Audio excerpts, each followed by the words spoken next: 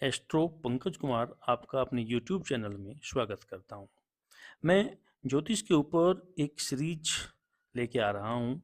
उसमें आपको कुंडली से लेके कुंडली, भाव, दृष्टि, ग्रहों की दशा, नक्षत्र से लेके फलित करने तक मैं आपको सिखाऊंगा। लेकिन उसमें सबसे पहले हम अपना टॉपिक लेते हैं ज्योतिष शास्त्र का परिचय। जिस चीज़ को हम सीखने जा रहे हैं उसके बारे में हमें जानकारी होना जरूरी है। वैसे ज्योतिष शास्त्र से सभी परिचित हैं। ज्योतिष के महत्व को सब जाने, ऐसा मेरा इंटेंशन है। ज्योतिष का नाम सुनते ही लोगों के दिमाग में कुछ चीजें आने लगती है। जैसे ज्योतिष के साथ आता है ग्रह, ग्रह के साथ जैसे नक्षत्र, कुछ चीजें सब लोग जानते हैं जैसे राशि। इन तीन चीजों को तो सभी जानते हैं। या फिर एक वर्ड होता है कुंडली। ये एक बिल्कुल ही नॉर्मल से वर्ड है। ज्योतिष जो जानते हैं वो इसके महत्व को समझते हैं। लेकिन एक ग्रुप ऐसा भी है जो ज्योतिष को पाखंड मानता है। वे तर्क देते हैं जैसे रे से राम, रे से रावण, दोनों की एक ही राशि, फिर दोनों की प्रवृत्ति अलग अलग। ऐसा कैसे हो सकता है? ज्योतिष कुछ नहीं है। ऐसे लोगों के लिए मैं कहना चाहूंगा कि या तो उन्हें ज्योतिष से कोई द्वेष है या वे अज्ञानी है। क्योंकि राशि ग्रह से केवल काम नहीं चलता है। उसमें उच्च नीच, दृष्टि, युति, कारक, अस्त, योग, राशि स्वभाव, चर, स्थिर, तिथि, वार, दोष, अनेक सैकड़ों सूत्र है जिनके आधार पर हम क्लियर करते हैं, प्रिडिक्शन देते हैं कि क्या होगा। वैसे अज्ञानी से बड़ा कोई विद्वान नहीं होता है। उनसे बहस हमें नहीं करनी चाहिए, नहीं हमें करनी है। लेकिन जो ज्योतिष के बारे में जानना चाहते हैं उन्हें मैं ज्योतिष के बारे में जानकारी देना मेरा उद्देश्य है कि वो ज्योतिष के बारे में जाने। ज्योतिष वेदांग है। ज्योतिष को वेदांग माना जाता है। वेद हमारी सनातन संस्कृति में सबसे सर्वोपरि है। ज्योतिष शास्त्र को वेद का अंग माना गया है। भास्कराचार्य की पुस्तक है सिद्धांत शिरोमणि में इसमें उसका वर्णन किया गया है। उसमें वेद के 6 अंग माने हैं। वेद के 6 अंग है। पहला है व्याकरण। व्याकरण को मुख माना है। देखो राइटिंग थोड़ा स्पष्ट नहीं आ रही है, लेकिन विषय है समझने से। दूसरा है कल्प। कल्प होता है उसको वेद पुरुष के हाथ कहा। थर्ड निरुक्त। निरुक्त को कान कहा गया है, सुनने का। चौथा है शिक्षा। शिक्षा को वेद पुरुष का वेदांग में नशिका यानी कि नाक।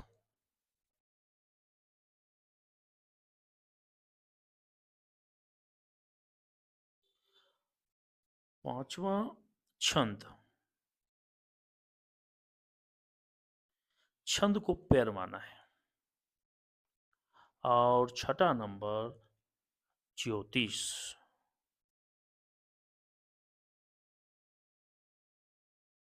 ज्योतिष को नेत्र माना है, चक्षु।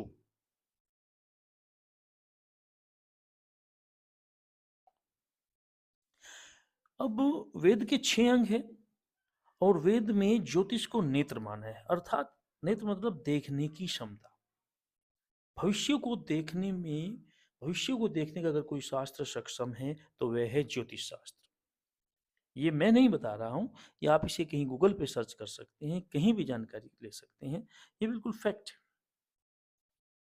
जिसमें स्पष्ट दिया है कि ज्योतिष वेदांग है। और वेदांग में भी वेद के 6 अंग है। 6 में सबसे श्रेष्ठ, क्योंकि अगर हमारे नेत्र नहीं है तो हमारे सारे अंग होते हुए भी हम स्पष्ट रूप से, अच्छे रूप से अपना काम नहीं कर सकते। अब ज्योतिष की अगर हम आगे की बात करते हैं, ज्योतिष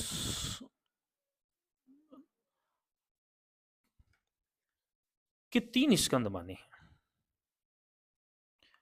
स्कंद मतलब आप पार्ट्स कह सकते हैं, हिस्से कह सकते हैं, 3 ब्रांच कह सकते हैं ज्योतिष से रिलेटेड। पहला होता है सिद्धांत। सिद्धांत, इसको गणित भी कह सकते हैं आप दूसरे रूप में। दूसरा नंबर है आपका संहिता।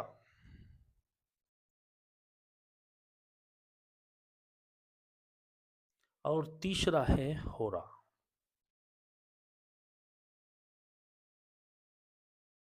या फलित, आप इसको कह सकते हैं।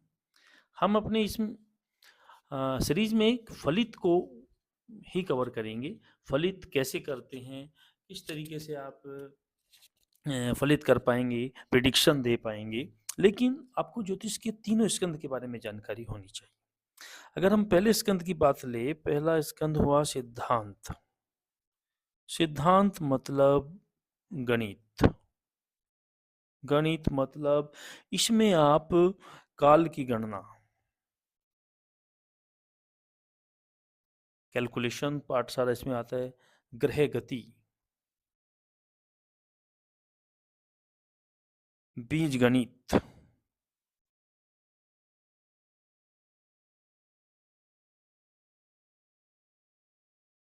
बीज गणित के बाद आप इसमें तिथिवार आकाश मंडल में स्थित जो भी चीजें हैं उनका जो डाटा तैयार होता है, आप इसको पंचांग भी कह सकते हैं। पंचांग में एक एक चीज क्लियर होती है कि पंचांग में किस अमुक तिथि को क्या होना है। चंद्रमा की स्थिति अमुक तिथि को ये रहेगी, सूर्य ग्रहण कब होगा, सूर्यास्त कब होगा, सूर्योदय कब होगा, ये सब चीजें इसमें कवर होती है। इसके लिए बहुत सारे सिद्धांत लिखे गए हैं, जैसे सूर्य सिद्धांत, वशिष्ठ सिद्धांत, ब्रह्म सिद्धांत, रोमक सिद्धांत। वराहमिहिर ने इनको लिखा, श्रीपति ने लिखा, आचार्य लल, आचार्य ब्रह्म और भी बहुत सारे आचार्य हुए हैं जिन्होंने इसके बारे में लिखा है।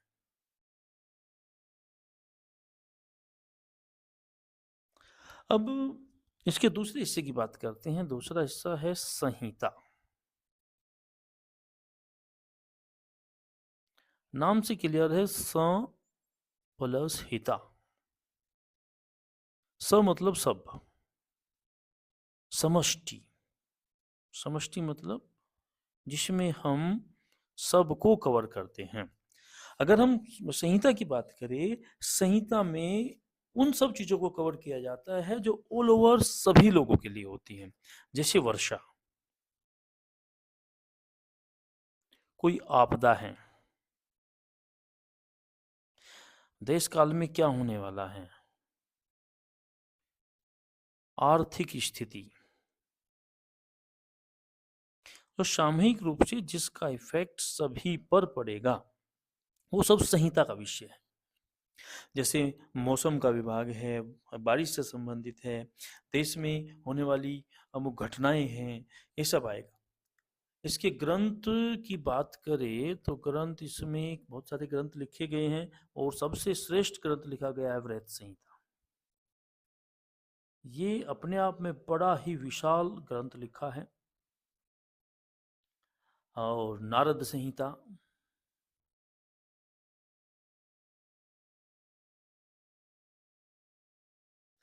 नारद संहिता के बाद गर्ग संहिता,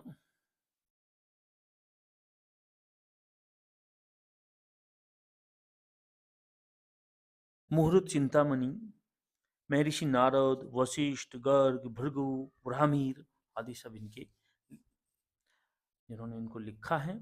और बृहत संहिता में 105 के आसपास अध्याय है, जिसमें बहुत ही एक एक पॉइंट को बहुत अच्छे से लिखा है। मैंने तो बहुत डिटेल से इसको पढ़ा, लेकिन यहाँ पे हम इतना डिटेल में नहीं बता सकते, थोड़ा संक्षिप्त ही हम बता पाएंगे। तीसरा है होरा। होरा, फलित, ये किसी व्यक्ति विशेष के लिए है। पहली बात, जब हम कुंडली देखते हैं, कोई प्रेडिक्शन करते हैं, व्यक्ति विशेष, किसी एक पर्टिकुलर व्यक्ति की, उसमें ग्रह, नक्षत्र, कुंडली, षोडश वर्ग आदि के आधार पर हम इनको देखते हैं। इसमें कई सारी चीज़ें हैं, इसके कई पार्ट है। अगर इसकी पार्ट की बात करें, ए पार्ट अगर करें, मुहूर्त, मुहूर्त वाला हिस्सा होरा में आता है। मुहूर्त मीन्स अगर आपको कोई शुभ कार्य करना है, गृह प्रवेश करना है, शादी से संबंधित कोई मुहूर्त निकालना है, अगर इस विषय की पढ़ाई की जाती है तो वो मुहूर्त में की जाती है। दूसरा होता है ताजिक।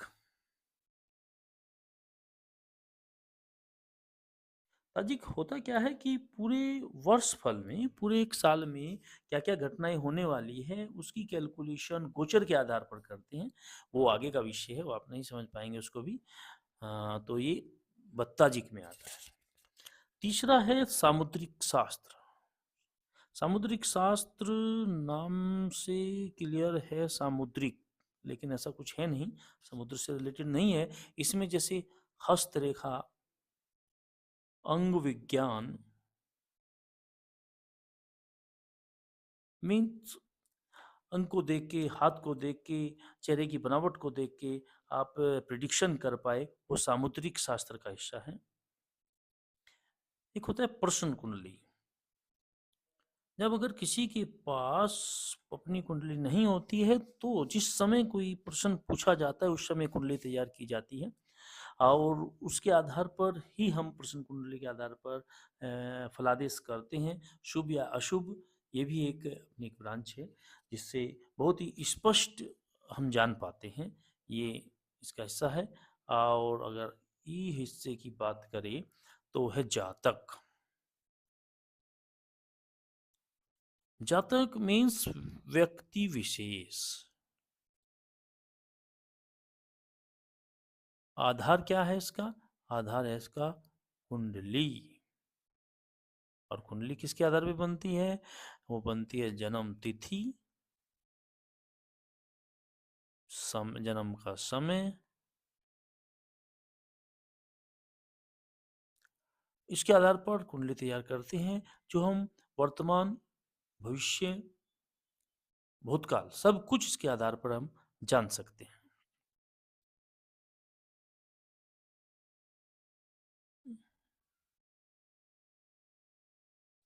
अब अगर ज्योतिष शास्त्र की शाखा की बात करें,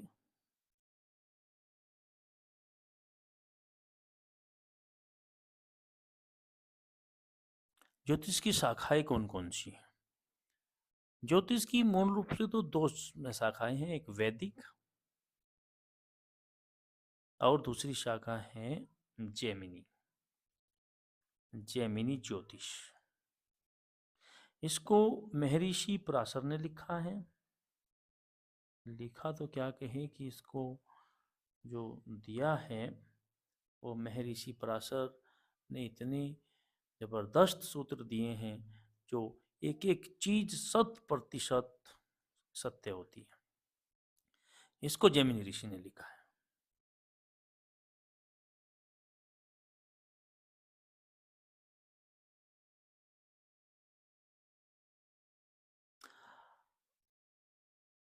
अब इस वैदिक ज्योतिष की कई सारी ब्रांच, सब ब्रांच हो गई, इसके अलग पार्ट्स हो गए।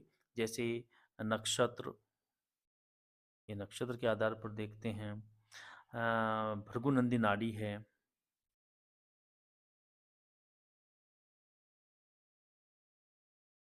और चंद्रकला नाड़ी है,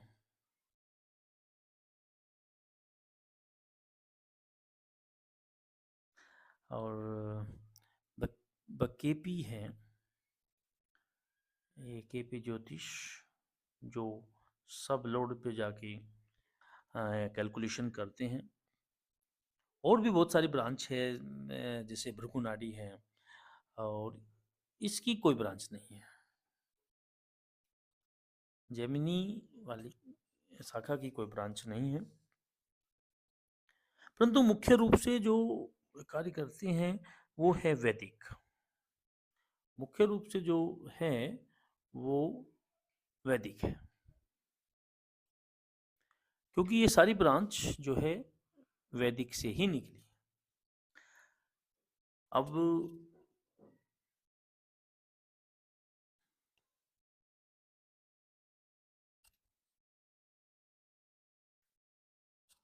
ज्योतिष का जो हमने परिचय दिया है, बड़ा ही संक्षिप्त सा परिचय दिया है।